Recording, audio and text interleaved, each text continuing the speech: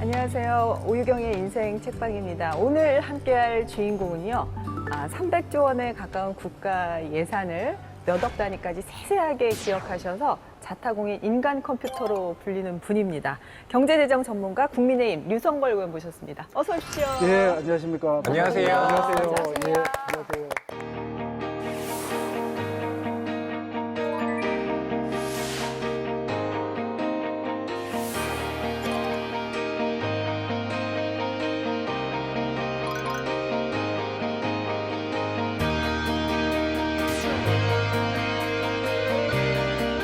무릇 세금은 공평하게 부담되어야 하고 국민의 자유로운 경제활동에 미치는 악영향이 최소화되도록 해야 합니다. 결국 세금은 국민 생활에 미치는 악영향을 극소화시키면서도 조세 저항이 없이 자발적으로 납부할 수 있어야 합니다.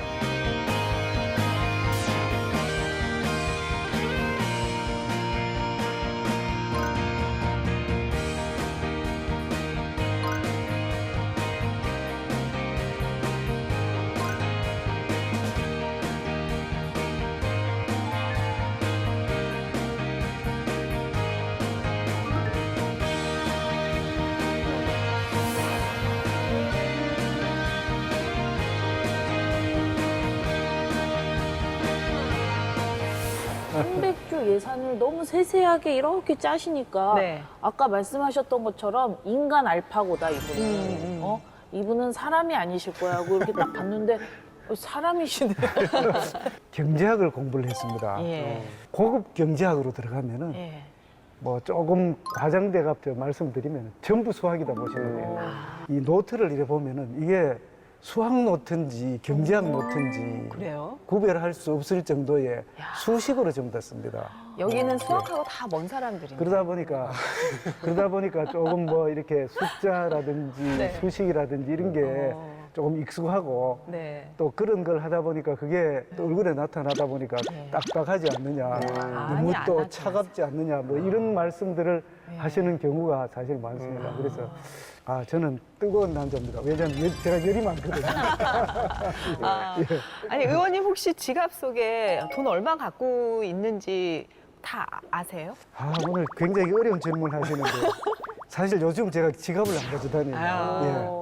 그 전에 계속 지갑을 뒤에 이렇게 넣어가 다녔는데 네. 그 넣어가 다녔던 거기 그쪽만 이렇게 옷이 이렇게 좀 맞아요, 하더라고요. 맞아요. 그래서 제가 요새 지갑을 안 가져다닙니다. 잘 넘어가셨어요. 지갑을 안 갖고 다니는 남자.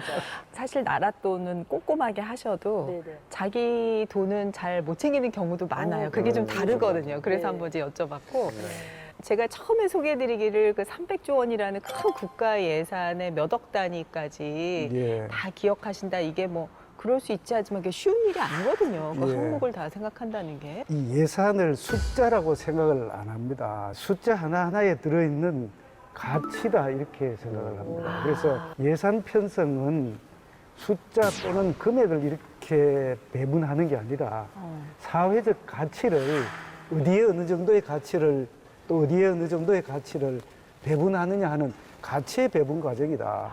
저는 그렇게 이야기를 합니다. 실제로 그렇고요. 예산 편성 기준이 되는 사업이라고 합니다.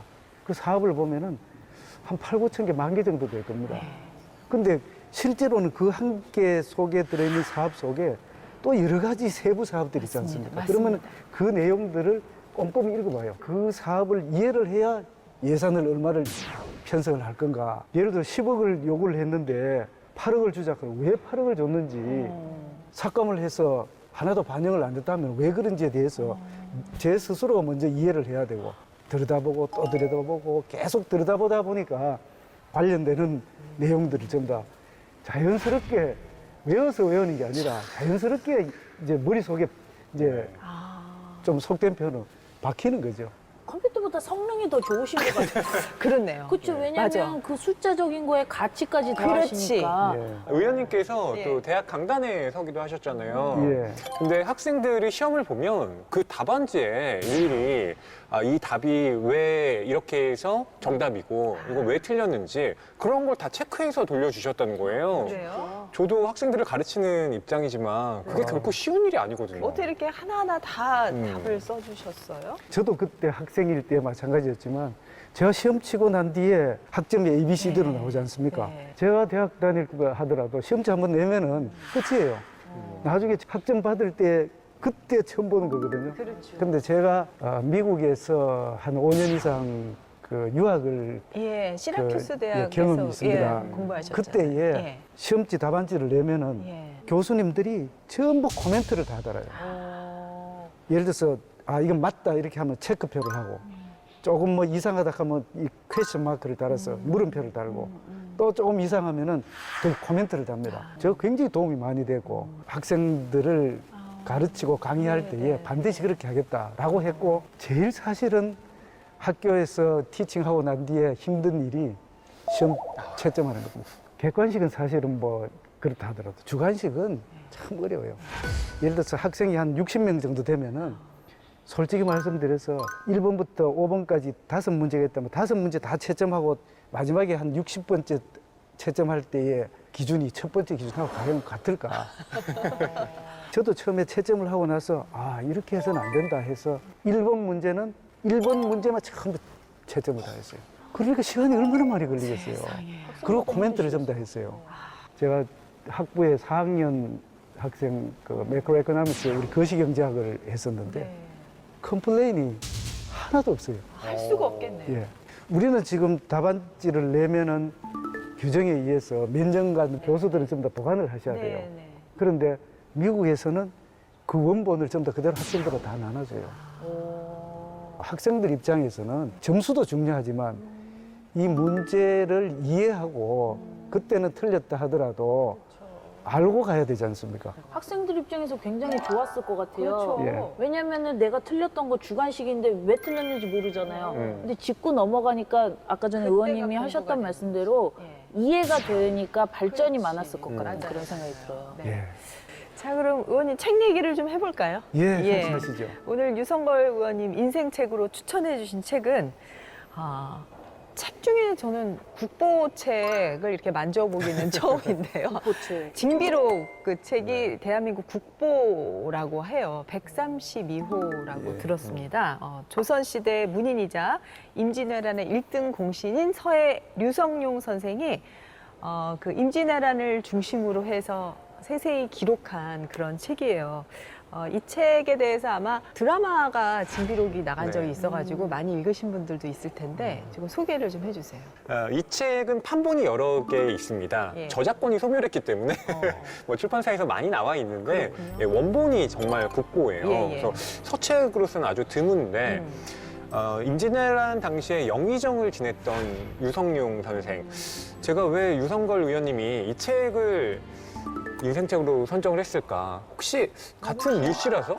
집안 아니세요? 이름이 류 네, 성자? 그런 생각도 예. 살짝 해봤습니다. 그치? 예. 네, 근데 이 징비록이라는 이름이 네. 어떻게 나왔냐면 시경에 그러니까 내가 징계에서 후한을 경계한다라는 문장이 있는데 거기에서 따온 겁니다. 사실 이건 유성룡 선생이 겪은 실패의 기록이잖아요. 근데 내 실패가 후손들에게는 다시 이런 일들을 되풀이하지 말라라는 경계의 뜻으로 남긴 거예요. 그래서 임진왜란 발발 이전의 상황들 네. 그리고 임진왜란이 진행되어 가면서 참혹했던 전쟁의 참상들 그리고 백성들이 어떻게 정부의 관료들이나 또 임금을 원망했는지까지 여기에 세세하게 적혀 있습니다. 네. 진짜 이 책을 선택하신 이유가 유성룡, 유성걸 이거 이름 어필하시려고 이 책을 선택하신 거 아니실까요? 그거는 결코 아닙니다. 아니고 알겠습니다. 감히 어떻게 우리 서해 유성룡 대감 저는 뭐 유성룡 선생 칸보다도 유성룡 대감 이렇게 예. 그 자연스럽게 나오는데 저도 뭐 고향은 안동입니다만 같은 버들유자는 맞고요. 네. 두 번째 성자는 서해 대감은 이룰 성자인데 저는 성품 성자예요. 예. 저는 처음에 이 책을 왜 선택을 했느냐 하면은 후세에 귀감이 되고 잘못된 부분들을 앞으로 다시 또 잘못되게 하지 말아라는 그런 취지의 책입니다. 네. 그래서 지금 우리나라를 보면은 참 너무 힘들고, 물론 코로나 위기가 지금 뭐 전 세계적으로 지금 큰 위기라고 하지만, 이럴 때에 우리 선조들의 지혜를 다시 배워야 된다. 네. 이런 차원에서 이 책을 선택하게 됐습니다. 사실 판권이 없어졌다 해서 여러 권이라고 했는데 있는 책 다 읽어봤어요. 아, 그러셨어요? 다 읽었어요. 가지고 계신 이 책하고 예. 서해 선생 기념사업회에서 번역한 책하고 책이 좀 달라요. 두께가 그것도 더. 아니, 요거는 원본이 들어가 있습니다. 한문으로 전되어 있는 거 원본이. 들어가 있고, 징비록 1권 1, 권 2는 똑같은데 뒤에 부분은 어느 걸 잡아 넣느냐에 따라 좀 달라요. 예, 내용이. 예. 그렇습니다. 그런데 어쨌든 이 책은 저는 뭐 복잡하고 어떻게 보면은 편연체로 이렇게 돼 있기 때문에 지루한 감이 없지 않아 있지만도 네. 젊은 세대들도 꼭 한번 읽어보기를 권유하는 네. 그럴 가치가 있는 책입니다. 네. 이 책이 임진왜란 정유재란을 거치면서 다행히 일본이 물러가기는 했지만 그 사이에 우리 조선 민중이 겪었던 그 아픔과 피해라는 건 정말 엄청난 거였잖아요. 그거를 돌아보면서 이 서해대감이 한자 한자 써내려갈 때 얼마나 비통스러웠을까. 네, 그 유성룡 대감은요, 1542년에 태어났는데 네. 아버지가 황해도 관찰사였고 어머니가 안동 김씨 집안. 그러니까 그야말로 양반 가문에서 태어나 네. 글을 어렸을 때부터 잘했고요. 또 14살 때는 이미 향시에 합격을 했습니다. 향시라는 게 과거 시험 보기 전에 지방에서 보는 예비 시험인데 네. 중학교 1학년 나이에 합격을 했더라고요. 예. 공통점이 있으시네. 공부 잘하신 것도. 네. 유명하신 분들은 다 그런 것 같아요. 네. 과거 시험은 이제 25살에 급제를 하는데 예. 그 이전에 몇 가지 중요하게 말씀드릴 게 있습니다. 첫 번째는 우리가 알고 있는 임진왜란의 영웅 이순신 장군과 네. 중마고였어요. 네. 어렸을 때 같은 동네에서 예. 자랐습니다. 참 네. 어떻게 이렇게 훌륭한 분이 한 동네에서 태어났을까요? 그러게요. 예, 그래서 3살 터울이긴 한데 예. 어렸을 때부터 좀 친하게 지내서 아. 나중에 이순신 장군이 이제 벼슬에 올랐을 때도 네. 뒤에서 많은 이제 후원을 해준 거고요. 또 한 가지는 퇴계 이황 선생의 문화에 있었습니다. 아, 그러셨군요. 예, 그리고 그 통신사의 일원이었던 김성일이라는 분이 있는데 네네. 그분과 동문수학을 했던 거예요. 그래서 이렇게 보면 다 조정이 있는 사람들이 어렸을 때부터 다 알고 지내던 사이였다는 것도 독특하게 여겨지더라고요. 예. 그리고 유성룡 선생은 이제 벼슬에 오른 다음에는 뭐 병조판서, 유조판서 등등의 주요 요직을 다 거친 다음에 임진왜란이 일어났을 때는 영의정까지 오릅니다. 야. 근데 아시다시피 선조 임금이 네. 예, 물론 뭐 여러 가지 이견이 있긴 합니다만 좀 변덕이 있어서 네. 그 신하들의 말을 듣고 영의정에 임명했다가 또 파직시키고 뭐 이런 과정을 겪으면서 예. 유성룡 선생도 좀 여러 가지 심적인 안티가 제일 많은 네. 임금님 중에 한 네. 분이죠. 그 겪어요. 서초 임금이. 그렇죠. 예. 예. 그래서 이후에는 이제 고향에 은거를 하면서 네. 예, 좀 집거를 하시다가 예, 나중에 징비록이라는 책을 네. 쓰게 되고 서해 선생이 이제 세상을 떠난 지 한 20여 년 뒤에 네. 1633년에 이 책이 간행되게 됩니다. 아, 예. 그래도 그렇게 지혜로운 분이 그 임진왜란 당시에 그렇게 영의정 자리에 있었다는 게 저는 진짜 그래도 우리나라가 죽을 운명은 아니었나 보다. 아, 예, 아주 그런 생각을. 천운이라고 생각을 합니다. 그렇죠. 이런 이 위기 시에 특히 이 책에 나와 있는 표현으로 참혹하기 그지없는 전쟁 참사예요. 예. 10명 중에 8명, 9명이 죽었다 할 정도의 참상이에요. 네. 토지, 농지가 3분의 2가 없어졌는데 예, 예. 그러니까 굶어 죽는 사람들이 막 부지기수로 나오고 네. 이럴 정도의 참상에서 우리나라가 기사회생이라 할까, 물론 뭐 여러 다른 요인도 있지만 참 리더가 계셨기 때문에 가능하다.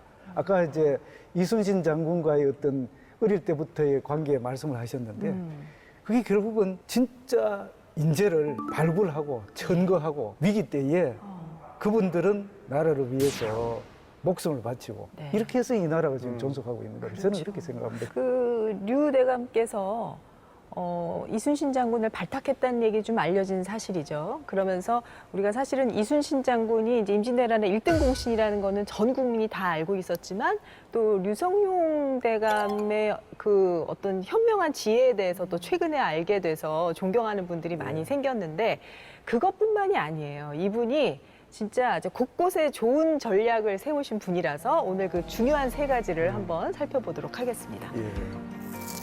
네, 역시 승리의 묘수 이순신. 네. 네. 이 얘기를 조금 자세히 좀 설명을 해볼까요?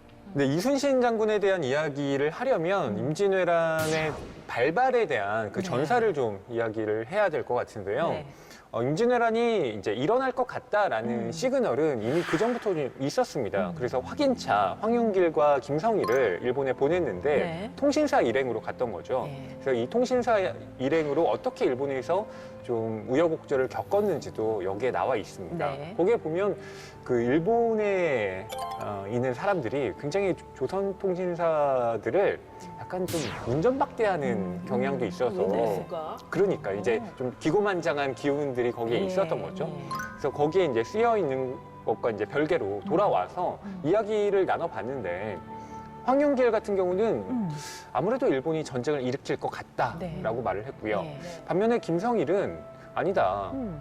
일본이 전쟁을 일으킬 것 같지 않다라는 예. 의견을 낸 겁니다. 그러니까요. 그러니까 상반된 의견을 낸 예. 거죠. 그래서 결국 조정에서는 김성일의 의견을 따르긴 했는데 나중에 유성룡 선생이 물어본 겁니다.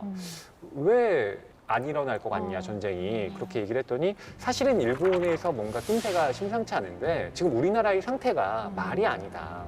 그러니까 만약에 지금 전쟁이 일어날 것 같다고 곧바로 이야기를 해버리면 우리나라 백성들이 혼란에 빠질 것이기 때문에 본인이 조정에서 그렇게 이야기를 한 것이다라고 답변을 한 기록이 나와 있긴 합니다. 하지만 그런 유예 기간에도 불구하고 결국 전쟁은 일어났고요. 걷잡을 수 없이 한양이 불과 뭐 수십 일 만에 함락이 되고 나중에 그러니까요. 평양까지 올라가잖아요. 초등학교 때, 지금 그때는 뭐 국민학교였는데 초등학교 때 이순신 장군 영화를 본 적이 있습니다. 네. 그때의 생각은 저는 뭐 김성일 부사 이런 것보다도 왜 그대로 고하지 않았을까 하는 게 국민학생의 입장이었어요. 모든 국민들이 그렇게 전부 다 그렇게 생각하시죠. 생각하는 거예요. 마치 그게 전란의 예. 원인이 된 뭐, 것처럼 예. 우리가 그렇게 많이 예. 당하게 된 것처럼. 그런데 사실은 조정에서는 이미 전란의 징후가 있다 해서 방비를 막 해요. 예, 예. 임진왜란이 1592년 선조 25년 4월 13일 날 수백 척의 군함을 끌고 함선을 끌고 이제 동래로 부산으로 쳐들어온단 말이죠. 김성일 그때 당시에 부사가 승지가 됩니다. 지금 현재 하면 대통령 비서실에 비서가 돼서 나중에 경상 우감사로 갑니다. 예. 우감사로 가는데 전쟁이 발발을 하니까 선조께서 그 책임을 묻기 위해 갖고 압송하라. 이제 압송이 됩니다. 압송이 되다가 천안쯤 돼가 왔을 때에 생각을 해보니까 지금 이렇게 압송해 갖고 하는 것보다는 경상도의 민심이 굉장히 이반되고 있고 하니까 초유사로 해서 국민들을 안심시키고 회유하는 그런 임무를 또 그런 역할을 그런 역할을 해서 사실 어떻게 보면은 뭐 잘못했으니까 처벌을 해야 되지만 한 사람이라도 더 해서 예. 먼저 민심을 안심시키는 게 바람직하겠다는 그런 민심이 뭐 중요하기도. 굉장히 중요하죠. 예. 그런 과정에서 어떻게 하면 그 전세를 뒤집을 수 있을까를 이제 고민을 했던 거죠. 물론 유성룡 선생이 여러 가지 전략을 폈습니다만 그 중에 하나가 자신의 친구였던 이순신 장군을 전라도의 수군 통제사로 임명을 한 겁니다. 근데 이게 원래 이런 승진이 거의 불가능하거든요. 그러니까요. 왜냐하면 한 7계급 특진, 동네 원래 보통 한두 계급 현관이셨다고. 특진도 어려운데 갑자기 예. 확 엘리베이터 타고 올라가. 맞습니다. 주변의 후속 반대가 승진을. 얼마나 심했겠어요. 그랬겠네요. 근데 유성룡 선생은 이순신 장군밖에 없다라고 생각을 한 겁니다. 사실 천거를 한다는 건 굉장히 위험을 또 그렇죠. 수반하는 일이기도 예, 하거든요. 예. 그러니까 자신이 천거한 인물이 그 능력을 발휘하지 못하거나 그렇죠. 했을 경우는 그 후폭풍을 고스란히 감당해야 되는 거니까. 네. 우리나라 풍계를 지금은 이제 공무원이 정무직 빼고 일반직을 따져보면은 1급부터 시작해서 9급까지 있습니다. 예. 그때도 정일품부터 시작해서 종구품까지 18개의 단계가 있어요. 네. 근데 이순신 장군이 이제 과거에 급제해서 오래됐는데도 불구하고 승진을 못하는 거예요. 왜? 책에도 그 나옵니다만 뭐 조상 대대로부터 아주 강직하고 바른 말 잘하고 무리를 못 참고 뭐 정색을 하고 뭐 이거는 잘못됐습니다 이렇게 하니까 승진이 안 됐던 겁니다. 그랬었던 그래서 것 같아요. 예. 그때 정읍 현감으로 있다가 예. 사실 그 정도 됐을 때에 다른 분들하고 비교는 안 나오지만 네. 사실 그 경력이나 이런 걸 봐서는 승진할 정도가 됐다 저는 그렇게 생각을 합니다. 근데 이순신 장군도 보니까 이렇게 뭐 윗사람이 말하면 고지도대로 하시는 분이 아니라 본인이 이제 바른 생각을 항상 얘기하는 분이니까 인기가 없으셨던 거예요, 조직에서. 바른 말을 막 하시니까. 바른 말 그러니까. 하시죠. 예. 근데 이게 위기 때는 이런 분들을 쓰게 되거든요. 아, 그렇죠. 능력자는. 네. 이순신 장군 하면 어떤 모습이 제일 생각나요? 나의 죽음을 적에게 알리지 말라. 아니, 솔직해야지 왜 알리지 말라. 안 그래 나 죽어간다 빨리 알려라 이래야지. 그게 참 신기하게 느껴졌었거든요. 옛날에. 연기가 너무 좋습니다. 저 예. 연기 전공했습니다. 아, 그래서요. 예. 이 증비록의 1권, 2권 마지막 부분이 이순신 장군이 전사하시는 그 장면에서 끝이 나요.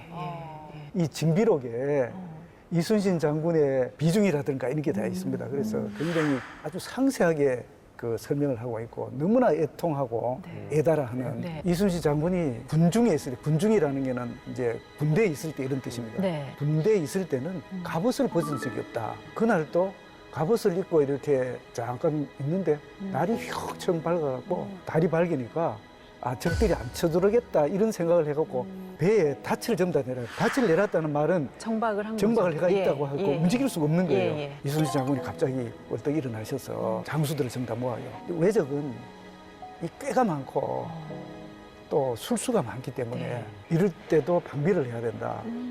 라고 하시면서 닻을 좀 더 올리게 되는 거예요. 아니 이 형천 달 밝은 날에 왜 쳐들어올까 이렇게 그렇죠. 했는데 달이라는 게 어느 정도 시간이 지나면 이렇게 넘어가요. 네. 넘어가면 으스러가게 되지 않습니까? 예, 예. 그때를 틈타서 사실은 외적이 쳐들어오는 겁니다. 방비가 다 돼 있어 딱 들어오는 걸 보고 나팔을 불고 막 쾅쾅하고 이렇게 하니까 걔네들이 이제 깜짝 놀라는 깜짝 거죠. 놀라가 예. 난리가 나는 거예요. 그래서 제일 마지막에 어떻게 표현을 하느냐면은 진짜 이순신 장군은 신이다.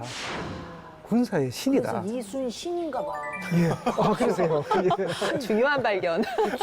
그렇게 하고 아까 말씀을 하셨는데 오 이렇게 하기 이전에 예. 마지막으로 돌아가셨을 때는 노량대전입니다. 예, 예. 노량대전인데 앞에서 나가고 이렇게 지휘를 하다가 탄을 맞았어요. 어깨를 맞았는데 네네. 탄을 칼로 베서 예. 끄잡아냈는데 그게 한 서너 치락 하니까 한 이 정도 안 되겠어요. 그죠? 한 세 척하면 이 정도 예. 박히는 거예요. 그런데도 아주 태연하게 웃으면서 했다라는 그런 거에다가 마지막 노량해전에서 이 표현은 보면은 완전히 가슴을 관통해서 뚫고 나가는 거예요. 사실은 즉사예요, 사실은요. 싸움이 한참 진행 중이니까 내 죽음을 알리지 마라. 라고 바로 돌아가시는 거예요. 대단하신 예. 분인 것 같아요.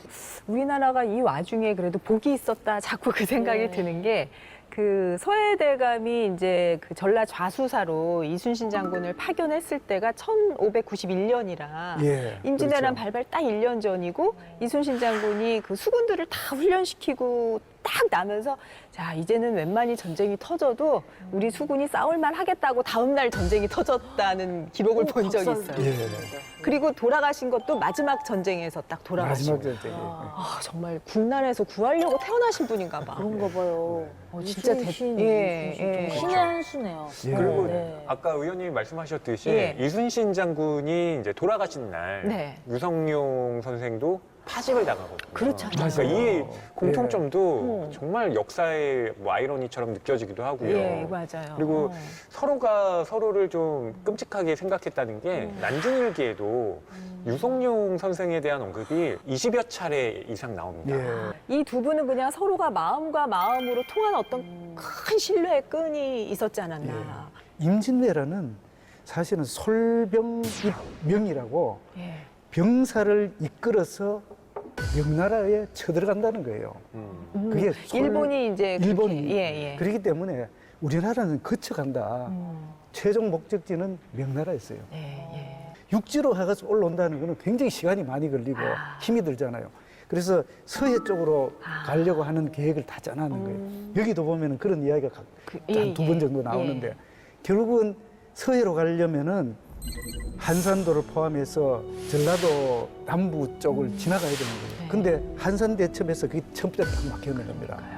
이순신 장군이 한산대첩에 그 다음에 잘라주지 않았다면은 아주 큰 전란이 생기는 거예요. 서해대감 예, 예. 이순신 장군의 관계는 동아시아의 큰 맥을 보더라도 진짜 참 어벤져스. 예, 어벤져스. 어벤져스. 어벤져스. 우리나라 어. 어벤져스. 예, 맞아, 맞아. 예. 그런 것 같아요. 일단 다음으로 넘어가겠습니다. 자, 조선의 히든카드 의병.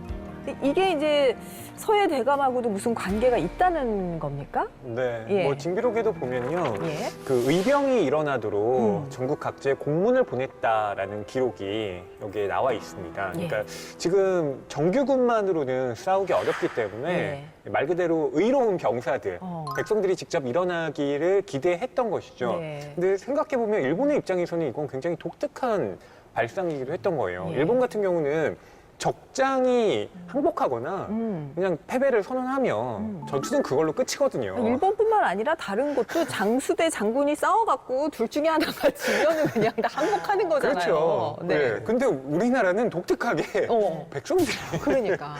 민중들의 힘이란 이때부터 다 저는 보여주는- 대단하다라는 생각이 드는데요. 예. 이게 또 어떻게 조직이 됐냐면 예.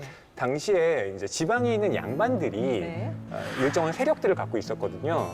상당히 뭐 좀 돈도 있었고, 그다음에 자기 밑에 그 뭐 노비들이나 함께 뜻을 할 수 있었던 사람들이 있었는데 그들을 다 규합했던 겁니다. 예. 대표적인 분이 이제 홍위 장군 곽재우. 실제로는 벼슬을 했던 분이 아니에요. 예. 그러니까 원래는 이제 별시에 2등으로 통과를 했는데 선조 임금이 답안지를 보고 아 이건 좀 불손한 내용이 있는데 라고 해서 합격했는데 합격 취소를 시켜서 등용을 못합니다. 아유, 진짜요? 그렇죠. 그래서 곽재우 장군은 벼슬길에 나가지 못했어요. 그런 가운데 고향에 있다가 네. 임진왜란이 일어났다라는 소식을 듣고 자기 식솔들을 포함한 의병들을 조직해서 활약을 했던 거죠. 그러니까 이런 의병들의 활약이 없었다면 임진왜란의 향방은 어떻게 됐을지 그러니까 몰랐을 거예요. 저는 당연히 의병들이 이렇게 자발적으로 일어났다고 생각했는데 서해대감이 그렇게 뭐 그런 공문을 보냈다라는 얘기를 들으니까 공문 때문에 의병이 일어나진 않았을 텐데 저는 이런 생각이 들던데 어떤 연관이 있는 거예요? 의병은 스스로 일어나는 그러니까요. 분들이죠. 예. 그런데 그때의 우리나라 군대 조직이라는 게 완전히 와해가 되는 겁니다. 왜 와해가 됐느냐면은 선조 임금이 서울을 출발해서 개성을 거쳐서 최종적으로 의주까지 가는데 그 따라가는 분들을 따져보면은 나중에는 재상이나 현직이 한 번도 안 계셨을 때도 있어요. 그만큼 나갈 때부터 벌써 군대는 완전히 와해가 돼갖고 따라가는 사람이 별로 없었는 거예요. 그러다 보니까 유성룡 대감이 안주에 계실 때 결국 이제 안주라는 게 서울에서 개성을 거쳐서 안주가 되는데 거기에 오셨을 때에 이미 그전에도 그 의병이 지방에서 활동을 합니다. 하는데 공문을 보내서 그렇지 않아도 활동이 시작이 됐는데 더 이제 활성화가 되는 거죠. 그 곽재우 장군의 동상이 제 지역구에 있습니다. 예. 그래서 망무당 공원이라고 저 호입니다. 예. 그 홍희 장군 망무당 공원이 제 지역구에 있습니다. 아주 저 말을 타고 기상 넘치게 쫙 하는 그런 네. 동상이 있는데 매년 6월 1일이 의병의 날입니다. 그래서 제가 2012년에 국회의원 당선되고 난데 초원관을 제가 거기서 합니다. 의원님 의병 지원하실 거예요? 하시겠어요? 저는 나갈 것 같아요. 의원님은 하셨을 것 왜냐하면 같아요. 지금 이 나라가 사실 망하는 거예요. 사실상 망했는 거예요. 왜냐하면 망한 거죠. 어떤 이야기까지 있느냐면은 그 개성을 지나서 평양에 갔을 때 이제 피란을 어디로 갈 건지를 이제 논의를 합니다. 함경도 쪽으로 갈 건가 아니면은 의주 쪽으로 갈 건가. 멀리 가기 위해서는 또 안전하다고 할 때는 함경도 쪽이 맞는 거예요. 근데 이미 함경도에는 가토 키오마사가 올라가고 다 휩쓸었어요. 이제 결국은 이 의주 쪽으로 가는데 의주 쪽으로 가면서도 평양성이 함락되고 나니까 중국에 귀부하자, 귀부, 내부하자 이런 거예요. 그게 무슨 말이냐면 왕이 중국 땅에 들어가고 그러면 완전히 이제 나라가 없어진 나라가 거죠. 없어지는 거예요. 예. 그렇기 때문에 그때 아니, 우리, 당시로는 예. 나라가 망하면 전부 다 예, 죽는 예. 거예요. 그럼 예, 예. 나가야겠네요. 어. 허이 씨도 나가야겠어요. 같이 갑시다. 젊었으니까 아무래도 좀 더 힘. 예, 근데 전부 다 의병으로 또 나갔던 건 아니에요. 왜냐하면 그래요? 백성들 중에는 당시에 그 관리들을 고발한 사람들도 있었습니다. 그러니까 일본군한테 여기 숨어 있어요. 라고 이른 겁니다. 혼질르는 거예요. 네, 근데 왜 그랬냐면 당시에 그 조선이 여러 가지 문제점들이 축적되어 있던 상황이었거든요. 네. 그래서 특히 평민들이 살기가 매우 힘들었던, 그렇죠. 예, 뭐 노비들은 말할 것도 없고요. 그러다 보니까 아니 내가 지금 이전 세상으로 다시 돌아간다고 해도 어차피 못 사는데 세상에 한번 뒤집어야겠다라고 항상, 생각했던 사람들도 분명히 예. 존재하는 거예요. 네, 그래서 그러니까 이걸 단순히 뭐 이분법적으로 좀 보기보다는 당시의 사람들이 어떻게 생각을 했는지 그 상황을 좀 고려하고 싶더라고요. 네, 네. 아무튼 이 책에 보면은 그 선조라는 임금이 어떤 판단을 했는지에 대해서도 이제 많이 나오니까 예. 이 지도자의 리더십이라는 게 굉장히 중요하다라는 예. 생각을 하게 되는데 의원님이 아까 2012년도에 이제 국회의원 되셨다고 예. 하셨는데 그 뒤에 공천을 못 받으셔서 한 4년 쉬셨죠. 그 예. 가훈이 진인사 대천명이신데 그때 그렇게 생각하셨습니까 예. 혹시? 제 스스로 이제 생각하는 나름대로의 좌우명이라 할까. 예. 그게 첫 번째는 성실, 두 번째는 정직, 세 번째는 화목. 이렇게 세 가지를 제가 항상 가슴 속에 가지고 있고 또 우리 애들한테도 그렇게 가르쳤습니다. 예. 근데 이제 성실이라는 게 결국은 예. 무슨 일이든지 최선을 다하고 성실하게 해야 된다. 진인사, 최선을 다하라. 그리고 대천명, 하늘의 뜻을 기다려라. 예. 그런 취지로 저는 진인사 대천명을 뭐 좌우명이면 좌우명이다 이렇게 생각을 하고 있습니다. 그 국회의원 이제 안 하신 그 4년 보통 예. 이게 의원님들 나오시면은 다 이제 실패담을 한 번씩 얘기하세요. 예. 그때 뭐 했나. 보통 보면은 이제 실패하고 떨어지면은 전부 다 서울로 다 올라와 버리잖아요. 저는 사람 4년 보기가 동안, 싫다고. 예, 4년 동안 계속 있었어요. 예. 이제 주말에 되면 아침 운동을 항상 갑니다, 새벽에. 예. 그래서 어느 날은 제가 가면서도 제가 뭐 유성거립니다 이렇게 이야기한 적이 없어요. 그냥 가서 아침에 운동복 입고 안녕하세요, 좋은 아침입니다, 좋은 하루 되십시오. 예. 그래서 어느 날 어떤 분이 혹시 누구세요 이러시더라고요. 아침에. 아침에. 그래요. 예. 예, 혹시 목사님이세요 이러시면서 어머. 그래서 아닙니다 이래갖고 제가 미리 인사를 드려야 되는데 저 누구누구입니다 하니까 맞아 그러고 보니까 그렇네 이러더라고요. 그런 말씀을 하시는 게 제가 예를 들어서 어떤 목적의식 물론 저도 이제 그런 생각은 좀 있었습니다. 그런데 그걸 가지고 뭐 유성거립니다 누굽니다 하고 이렇게 하면은 예. 오히려 저 사람 저 왜 저러지 이렇게 그럴 수 있죠. 오히려 더 궁금해서 그분이 여쭤보시더라고요. 시간대별로 만나는 분들이 똑같아요. 거의 비슷해요. 근데 반대로 돌잖아요, 순서를. 예. 순서를 반대로 돌면 또 다른 분들을 만나죠. 또 중간에서 돌잖아요. 또 그러면 또 다른 분들을 만나세요. 운동도 되고 많은 분들을 만나서 말씀을 많이 하세요. 제가 계속 듣거든요. 예. 네, 알겠습니다. 근데 하실 말씀이 많으세요. 그러시겠죠. 진짜 하실 말씀이 많으세요. 예. 그러니까 그런 성실함 같은 거를 어떻게 누구한테 타고나신 거죠? 그러니까 이건 누가 시켜서 되는 일은 아닐 것 같아요. DNA에 성실함이 있으신 그러셨을 것 것 같아요. 같아. 예. 중학교 때에 우연한 기회에 새벽에 신문을 돌린 적이 있어요. 예. 신문까지. 저하고 아주 친한 친구 중에 한 친구가 어느 날 아침에 운동 좀 할래 이러더라고요. 그래서 아침에 운동하면 좋지 이랬더니만 운동하려고 하는 게 아침 신문 같이 돌리자는 거예요. 그때 제가 생각해봐도 애들 아침잠 많잖아요. 중간고사나 기말고사 칠 때에 밤에 늦게도 공부도 좀 하고 해야 하는데 그렇죠. 새벽 한 5시쯤 돼 일어나야 되니까 깜빡 좀 신문이라는 게 쉬는 날이 없잖아요. 다르고 애 때는 얼마나 아침잠이 많은데요. 뭐 혹시나 지금하고 그런 또 게 다르죠. 근데 어쨌든 자기한테 주어진 일은 좀 열심히 해야 되겠다는 그 생각에서 뭐 외부에서 볼 때 그렇게 느끼는 거 알겠나 이런 생각합니다. 아니, 의원님 좀 가난한 어린 시절을 혹시 보내셨어요? 가난한 어린 시절은 안 보냈어요. 예. 왜냐면은 우리 그 안동에서 예. 논마지기로 따지면 한 20마지기, 반마지기로 따지면 한 10마지기 정도 됐기 때문에 저 어릴 때 기와집에 살았어요. 배고프지 않고 지내셨군요. 그런데 이제 그 이후에 시골에 안동에서 살다가 대구에 오고 난 뒤부터 그때는 좀 어려웠죠. 그럼 기와집에 사실 때도 성실하셨어요? 그때요? 그때는 개구장이었습니다. 왜 개구장이었다는 말씀을 드리냐면 네. 저희 어머니께서 재봉틀 있지 않습니까? 예. 그때 당시에 60년대 초에 재봉틀을 살 정도의 어머니였다면 신식 어머니예요. 예. 그런데 그 재봉틀을 분해를 다 했는 거예요. 의원님이? 재봉틀 분해를 하고 막 서로 이렇게 하고 그런 경험에다가 예. 저희 또 아버님께서 손목시계를 가지고 계셨어요. 예. 설마 그것까지? 아버지 말씀이 시계에 밥을 줘야 된다 이러시더라고요. 그렇죠. 예전에 다 밥 줬죠. 체육 갔는데 너무 신기하잖아요. 어. 근데 어느 날 제가 큰 일을 저질렀는 거예요. 왜 진짜 밥을 떠서 먹인 거 아니고요? 어떻게 이제 하셨어요? 속에 진짜 밥 먹는 입이 있는가 봐야 되니까. 여셨구나. 그래서 그 뒤에를 해갖고 뚜껑을 넣으려니까 뚜껑을 열 수가 없어요. 네. 어. 두 군데 이렇게 표시가 이렇게 돼 그렇죠. 있는데 있죠. 딱 조그맣게. 집어서 돌리면 되거든요. 네. 근데 이걸 아무리 해도 안 되잖아요. 어. 뭐가 했겠습니까? 가위 있잖아요. 예. 가위가 이렇게 돼 있으니까 가위를 세상에. 들어갖고 열었어요. 안 되죠. 네. 근데 속에 들여다 보니까 유사라는 게 있어서 그거는 건드리면 안 되는 거예요. 어. 근데 그게 요래요래 가잖아요. 예. 어릴 때 그렇게 개구쟁이였습니다. 세상에 그 귀한 거를. 근데 의원님이 지금도 이 얘기 하셔서 막 신이 나가지고 그러니까요. 하시는 게 정말 좋아하시는 것 같아요. 그래서 중학교 3학년 때에 네. 고등학교가 새로 한 게 생겼는데 아마 네.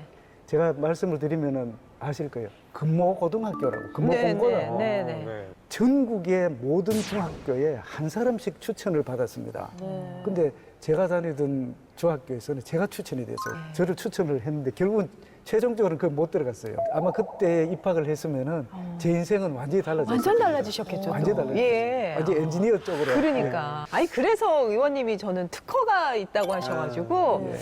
어떻게 저기 경제 전문가 행정 쪽이신 분이 어떻게 인문사회학 쪽이신데 네. 공대생도 갖기 어려운 특허를 가지셨다 그랬거든요. 특허 가지고 있습니다. 그것도 이과 쪽의 특허라. 아니, 그러니까 예. 무슨 특허예요, 그게? 자동차 축전기 과도 방전 방지 장치. 와. 이건 말도 안 제대로, 되는 제대로 거지. 된. 오. 어떻게 진짜 그런 거를 특허예요. 또- 지금도 제가 특허를 진짜요? 가지고 있습니다. 예. 오. 아, 근데 의원님 그- 사업하셔야 되겠네요. 개방이 났어요. 누구든지 쓰십시오. 아. 예. 제가 그 네. 미국 유학을 갔을 때에 있었던 곳이 굉장히 추운 도시였어요. 시라큐스라고 뉴욕주의 네. 정중간에 있는 도시예요. 그 날씨가 굉장히 춥고 눈도 많이 와요. 중고차를 샀는데 이게 겨울 되면은 시동이 잘 안 걸리는 거예요. 그래서 뭐 바쁘기는 바쁜데 시동 안 네. 걸리면 참 답답하잖아요. 그래서 네네. 야, 이런 불편함을 좀 없애야 되겠다. 그래서 계속 생각을 했는데 거기서는 뭐 경제학을 공부하고 행정학을 했기 때문에 그런 시간적 여유가 없었고 나중에 돌아서 그게 불편함이 특허의 어머니예요. 불편함이 있어서 네. 자동차 축전지 과도 방전 방지 장치. 과도 방전. 과도 방전이 너무, 돼버리면 시동이 안 안 걸린다. 예. 아유, 특허 있는 의원님이십니다. 네. 대단하시네요. 자, 다음으로 넘어가겠습니다. 류성룡의 신의 한 수. 마지막 한 수는 뭐였을까요? 국방개혁의 초석 훈련도감. 그러니까 이 훈련도감이라는 게 네네. 만들어질 때 그 상황을 보면 사실 백성들이 살기가 너무 힘들었던. 왜냐하면 뭐 전쟁이라는 것 자체가 네. 사람들의 목숨이 순식간에 없어지는 거기도 하고요. 네. 또 먹을 게 없었습니다. 그래서 여기에 보면 징비록에 심지어 백성들이 서로 잡아먹었다라는 기록도 있어요. 그러니까 인형을 먹었다는 거죠. 네. 그러니까 그 정도로 우리나라의 삶이 피폐해졌다라는 건데 그 와중에 이제 훈련도감을 설치하면서 네. 어쨌든 외적들을 몰아내야 나라 내 삶을 다시 바로잡을 수 있으니까 네. 그래서 훈련도감을 설치했는데 어떻게 유인책을 쓰냐면 여기에 오면 먹을 걸 주겠다 라고 한 최고죠. 겁니다. 그때 배고프니까 최고인 예. 거죠. 지원할 것 같아요. 그러니까 옛날에도 왜 군인으로 가면 네. 적어도 배는 안 굶으니까 네. 이런 말이 있었잖아요. 실제 그걸 여기서 시행을 한 거죠. 그냥 아무나 뽑아준 건 아닐 거 아닙니까? 그렇죠. 예. 그래서 어떻게 했냐면 시험을 쳤습니다. 예. 그러니까 돌을 이렇게 들게 해서 이거 들 수 있는지. 그러니까 근력 시험을 한 거죠. 그리고 이렇게 담장의 높이를 이렇게 예. 설정을 해놓고 이거 뛰어넘을 수 있는지.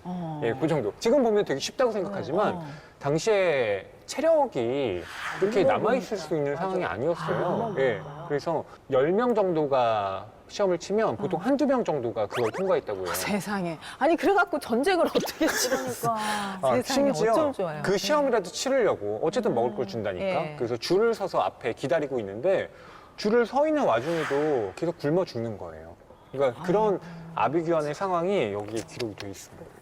그 시험을 통과하는 사람이 10명 중에 한두 명 있을까 말까. 그런데 어쨌든 통과를 해서 몇천 명이 되고 또 몇만 명이 되고 했을 때의 아이디어까지 전부 다 이제 서해대감이 제시를 합니다. 예를 들어서 10,000명 정도가 됐을 때에 서울을 방비를 해야 되니까 한 5개 영 정도 나눠서 그렇게 한 2,000명, 2,000명, 2,000명씩 하고 식량이 워낙 부족하니까 군대에서 운영하고 하는 밭을 둔전이라고 했습니다. 네, 네.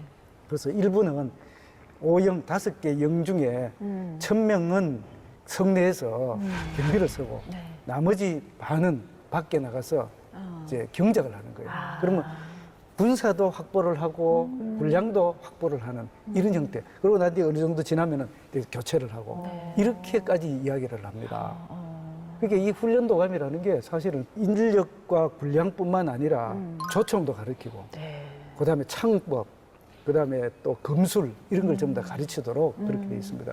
일본에서 사신을 제일 처음에 보낼 때에 우리나라는 창도 뭐 조그만하고 칼도 조그만하고 너희들 그래가 되겠느냐 하는 이런 이제 조소 형태의 예. 비꼬는 그런 표현도 나오거든요. 네. 자료를 보면은 일본은 창이 길어요. 예. 칼이 길어요. 그리고 굉장히 날카롭습니다. 치면은 그냥 그 이렇게 베일 정도인데 예, 예. 우리는 짧고 둔탁하고 어떡해. 이런 걸 가지니까 상대가 안 되는 거예요. 그래서 조총과 창술, 검술, 그다음에 직제를 전부 다 이렇게 하도록 하는 그런 아주 국방개혁의 진짜 초석이다 이렇게 말씀드릴 수 있겠습니다. 이순신 장군을 적재적소에 배치한 것뿐만 아니라 예, 다양한 걸 통해서 임진왜란에 정말 이겨낸 1등 공신이라고 할 수 있겠다라는 생각이 오늘도 다시 한번 들었습니다. 근데 그 중에 이제 예. 개혁 관련돼서도 이렇게 많은 제안들을 하는데 그게 시행이 안 돼서 아쉬워하는 그런 대목들이 많습니다. 그래서 그 부분은 뭐 지금하고 직접적으로 이렇게 비교할 건 아니지만 경제도 마찬가지고 또 사회, 문화, 외교, 국방 모든 부분들이 사실은 정치인이 리더가 어떻게 판단하고 어떤 생각을 가지고 있느냐에 따라서 완전히 결과가 달라지는 거예요. 서해대감을 한번 보십시오. 이 책을 쓰시면서도 나는 죄인이다 라는 생각으로 이 책을 쓰셨는 거예요. 그래도 뭐 우리나라가 망하지 않고 그나마 존속했으니까 다행이다 이런 뜻이 아니고 예. 나는 이 책을 앉아서 비록 하회 마을에서 이 책을 집필을 하셨는데 그러면서도 이렇게 목숨을 부지하고 있는 게 그나마 그래도 내 후대를 위해서 앞으로 내가 알려야 될 거. 이 자식한테 남기는 그 글도 있어요. 예, 그 책에는 없습니다. 여기 이런 말이 있어요. 전시라든지 위기 때는 국민들을 보듬어 줘야 된다. 매질을 하지 마라. 다 아울러야 된다. 그렇게 하니까 따라오는 거예요. 오히려 뭐 매질하고 이렇게 하면 전부 다 도망가 버리죠. 다 산에 숨어버리고. 저는 이 책이야말로 지금 현재 주제는 없는지 모르겠습니다만 정치권을 포함해서 우리 국민들, 특히 청소년들이 참 지루하다고 생각할지 모르겠지만 한 번은 한번 읽어보면 좋겠다는 그런 책이라는 말씀을 드립니다. 예. 얘기를 쭉 들어보니까 정말 류성룡 같은 선생님이 한 번 더 이 시대에 나타났으면 좋겠다라는 생각 들면서 예. 우리 의원님께서 좀 류성룡 선생님 같은 그 역할을 좀 맡아서 해주시면 신의 한 수가 신의 한 수. 되어주셨으면 좋겠습니다. 제가 좋은 어떻게 말씀입니다. 감히 서해대감과 비교되겠습니까? 예. 그래도 좀 노력해 주십시오. 노력 성실하면 또 우리 유성걸 노력하시면 의원님이시니까. 또 의원님이시기 때문에. 네. 어때 허위평론가 이 책에 대해서 좀 정리해서 예, 해주신다면? 이 책에 대해서 저는 임진왜란의 사실관계는 이미 많이 또 정리가 되어 있으니까 네. 그걸 찾아보시면서 이 부분은 조금 잘못되었네 라는 걸 발견하시는 것도 소소한 재미가 있지 않을까 싶어요. 그래요? 어떤 건가 하면 예. 여기에 오다노부나가라고 하는 일본의 네. 유명한 무장이죠. 네. 그 사람과 미나모토 요리모토를 이제 좀 혼돈하는 부분도 있고요. 그다음에 도요토미 히데요시가 중국 사람이다. 정말요? 네, 이런 구절도 있습니다. 그러니까 그건 사실 당시의 정보라고 하는 것이 네. 확실치 않았기 때문에 아, 맞아. 뭐 일본에 중국에서 대해서 우리가 알고 넘어간 있는 게 사람이라고. 잘 없잖아요. 예. 이제 그렇다더라라는 얘기가 여기에 적혀 있습니다. 그래서 네. 이제 유성룡 선생의 의견과 네. 이런 것들을 지금의 관점으로 다시 한번 돌아볼 필요는 있고요. 한 가지만 제가 말씀드리면 진비록에 또 한 사람이 거명되는 사람이죠. 오 통제라 할 정도로 김경로라는 분인데 서해대감이 생각했을 때에 진짜 내 명령을 따라서 내가 제시했던 대로 했더라면은 일본도 확실하게 잡았을 거고 지금과는 달라졌을 거다라는 그 후회하면서 아니면 진짜 안타까움에 썼던 분이 있어요. 네. 왜? 서울을 이제 탈환을 하고 난 뒤에 일본군이 퇴각을 할 때에 네네. 뒤를 쳐서 예. 완전히 일본군을 장군 포함해서 다 이렇게 죽일 수 예, 있고 예. 사로잡을 수 있었는데 예, 예. 그때의 아쉬움을 해놨는데 사실 그 부분뿐만 아니라 이렇게 요 책을 좀 더 요약을 해서 아쉬운 부분만을 좀 이렇게 정리를 해서 보면은 어떨까 하는 이런 좀 생각이 듭니다. 아쉬운 부분을 보면은 예. 우리가 뭘 뭐를 할 잘못했던 건가, 예. 거고 그럼 그 다음에 우리가 뭘 해야 될지가 분명히 보인다. 그 오답 노트를 쓰는 그러네요. 거죠. 오답 예. 노트 정리. 그거 좀 예. 의원님이 만들어주셨으면 좋겠어요. 그러니까 오늘 아, 하고 그래요? 아예 그냥 레슨 1, 2, 3 그걸로 할 걸 그랬네요. 의원님과 오늘 함께 했는데 진짜 공부 제대로 한 느낌이랄까? 네. 그쵸? 네. 성실하게 하나하나 집어주셔서 맞아요. 읽고 나서도 이게 이런 의미가 있구나. 또 이런 역사적인 사실이 있구나. 다시 한번 잘 알았습니다. 정치인 유성걸 또 앞으로 또 어떤 일들을 펼쳐나갈지 기대하면서 오늘 여기서 마치겠습니다. 감사합니다. 예, 감사합니다. 고맙습니다. 감사합니다. 수고하셨습니다. 예.